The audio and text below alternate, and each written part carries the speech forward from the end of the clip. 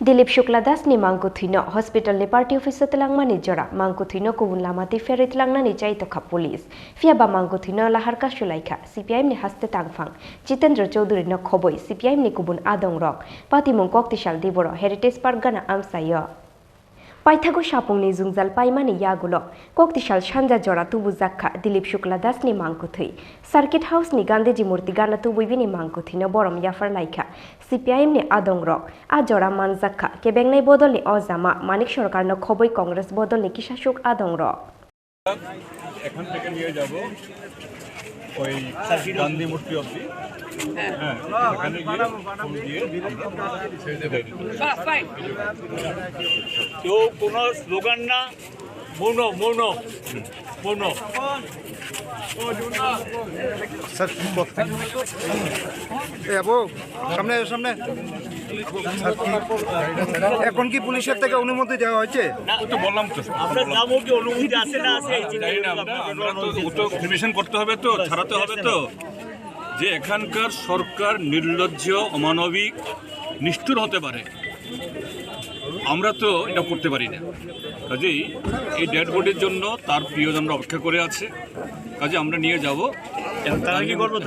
ঠিক করবে গান্ধী মূর্তি অবধি গিয়ে আমরা ফুল টুল দিয়ে আমরা বিদায় করে দেবো সার্কিট হাউস এলাকায়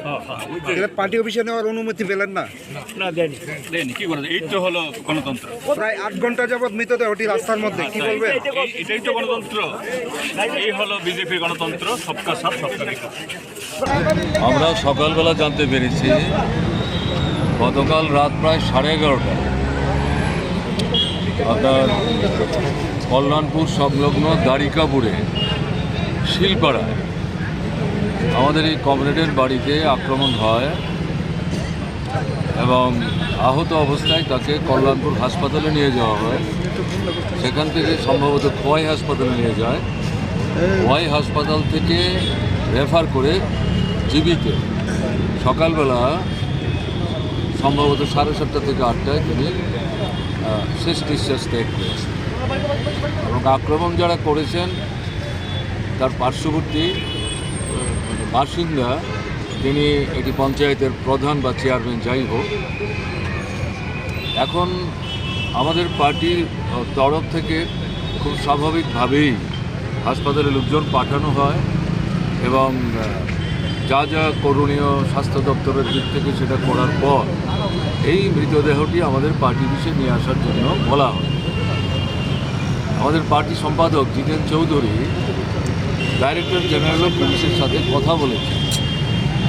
ডাইরেক্টর জেনারেল অফ পুলিশ নাকি বলেছেন আপনাদের যদি শ্রদ্ধা জানাতে হয় তাহলে দ্বারিকাপুরে গিয়ে তার বাড়িতে শ্রদ্ধা জানাতে হবে, এখানে মৃতদেহ অন্য কোথাও নিয়ে যাওয়া যাবে না, এরকম তিনি মন্তব্য করেন। তাতে জিতেন চৌধুরী বলেন কেন এটা অসুবিধা কী আছে, তাকে আমাদের পার্টি অফিসে আনতে তো অসুবিধা কিছু নেই, আমরা শ্রদ্ধা জানাবো, এখান থেকে আপনারা আপনাদের পুলিশের প্রহরে নিয়ে যাবেন, তার বাড়ির লোকজন থাকবে, আমরা তো অন্য কিছু সমস্যা আপনাদের তৈরি করছি। এটা নিয়েই দেখা গেল 2:30 অবধি পার্টি অফিসে আমরা অপেক্ষা করছি। তখন খবর গেল যে মৃতদেহ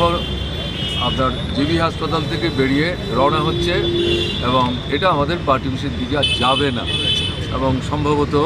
এদিক থেকে ঘুরিয়ে খোয়াইতে নিয়ে যাওয়ার চেষ্টা হচ্ছে। তখন আমাদের নেতারা জিতেন চৌধুরী, নারায়ণ কর, মানিক দে তারা রাশ করে।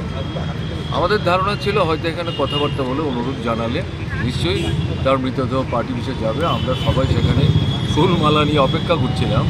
শ্রদ্ধা জানাবো, কিন্তু এটা হলো না, এটা আপনারা বললেন।